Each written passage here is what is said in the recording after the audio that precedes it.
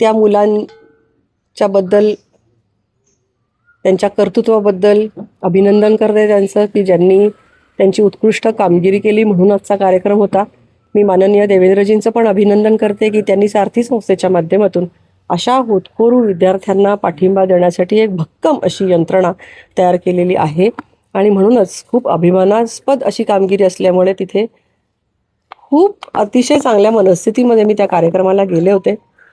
कार्यक्रमामध्ये पहिल्या रांगेमध्ये काही रिकाम्या खुर्च्या होत्या, कारण अर्थातच अधिवेशन चालू आहे, त्यामुळे माधुरीताई असतील किंवा अन्य मंत्री महोदय असतील तर ते आलेले नव्हते, त्यामुळे खुर्च्या रिकाम्या होत्या. अधिकारी असं म्हणत होते की जर का ह्या खुर्च्या रिकाम्या असतील तर मेधा कुलकर्णींचा प्रोटोकॉल त्याच्यानंतर इमिजिएट आहे, कारण खासदार तिथे कोणीच नव्हतं आणि शिवाय माझ्याकडे एक कमिटीचं अध्यक्षपद आहे आणि म्हणून ते मला म्हणत होते की आपण इथे बसा.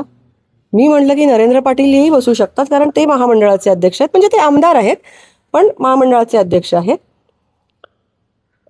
अभिमन्यू पवारांना स्वतःला त्या ठिकाणी बसायचं होतं, म्हणून त्यांची खूप धावधाव तिकडे चालली होती की मी बसतो. अधिकारी असं म्हणाले की याच्यानंतर मेधा कुलकर्णीचं नाव येतं, तर ते असं म्हणाले की हा कार्यक्रम मराठा समाजाचा आहे आणि तुम्ही तिथे बसल्यानंतर कॉन्ट्रोवर्सी होईल. हा कार्यक्रम नक्कीच अभिमानास्पद कामगिरी करणाऱ्या मराठा समाजातील कर्तृत्ववान मुलांचा आणि त्यांना शाबासकी देण्याचा कार्यक्रम आहे, पण कार्यक्रम शासनाचा आहे आणि शासकीय प्रोटोकॉलनुसार खुर्च्यांची रचना केलेली असते, त्यांची जात बघून खरंच रचना केलेली नसते. आणि दुसरं म्हणजे मी कुठंही आजपर्यंत माझी कारकीर्द बघा, मी कुठल्याही कार्यक्रमात गेले तरी लोकांना आवाहन करते की आपण हिंदू म्हणून जगलं पाहिजे. जातीचा विषय आला कुठे, इथे बसू नका. हा अभिमन्यू पवार जेव्हा इलेक्शनला सामोरे जात होते तेव्हा त्यांनी मला अक्षरशः फोन करून माझ्याकडे या, ब्राह्मण समाजाचा मेळावा ठेवणार आहे, तुम्ही त्यांना आवाहन केलं पाहिजे मला मतदान करण्यासाठी, तुम्ही नक्की या. माझी तब्येत ठीक नव्हती तरी पण मी लांबचा प्रवास करून त्यांच्यासाठी गेले. ब्राह्मण समाजाला आवाहन केलं की अभिमन्यूजींच्या पाठीमागे उभं राहायचंय.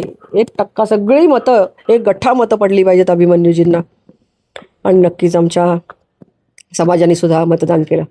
आणि त्या समाजाचा प्रश्न येतच नाही, सगळ्यांनी विचारांच्या पाठीमागे उभं राहिलं पाहिजे.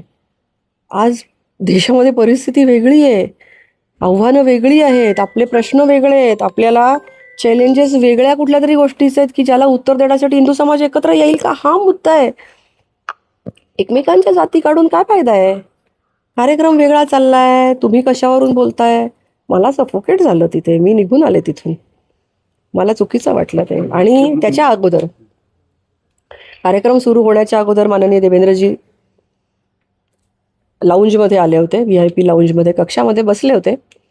एक समुदाय त्यांना भेटला काही कामानिमित्त, म्हणजे अर्थातच गंभीर परिस्थितीतली एक केस होती, त्या संदर्भात ते भेटले. मी पण अशीच गंभीर केस घेऊन आले होते, ज्यांच्याविषयी ती केस होती, जे न्यायासाठी झगडतायत ते माझे मराठा समाजातले बांधव होते, त्यांना मी घेऊन गेले होते. अभिमन्यूजी म्हणत होते हे नाही आत येणार, ते नाही यांना भेटणार, ते नाही, तुम्ही आत यांना बोलवू नका, ओ मोहित आहे तुम्ही यांना आत पाठवू नका. अरे मी पण इथली एक रिस्पॉन्सिबल पदाधिकारी आहे, मी काही लोकांना स्थानिक प्रश्न घेऊन आलेली आहे. देवेंद्रजींना हा विषय माहिती आहे, देवेंद्रजी त्यांच्याशी अतिशय चांगल्या पद्धतीने बोलले, न्याय देण्याचं आश्वासन दिलं. तुम्ही कोण ठरवणार आहे अभिमन्यूजी, तुम्ही अजूनही स्वतःला OSD समजता का. तुम्ही मॉनिटर करणार का की देवेंद्रजींनी कोणाशी बोलायचं आणि कोणाचे नाही. तुम्ही इथल्या पोलिसांना, मोहिते वगैरे मंडळींना तुम्ही सांगणार का की मेधा कुलकर्णींबरोबर आलेली माणसं आत सोडू नका, मी बोलवलेली माणसं आतच सोडा, बाकीच्या कोणाला आत सोडू नका, हे तुम्ही ठरवणार का.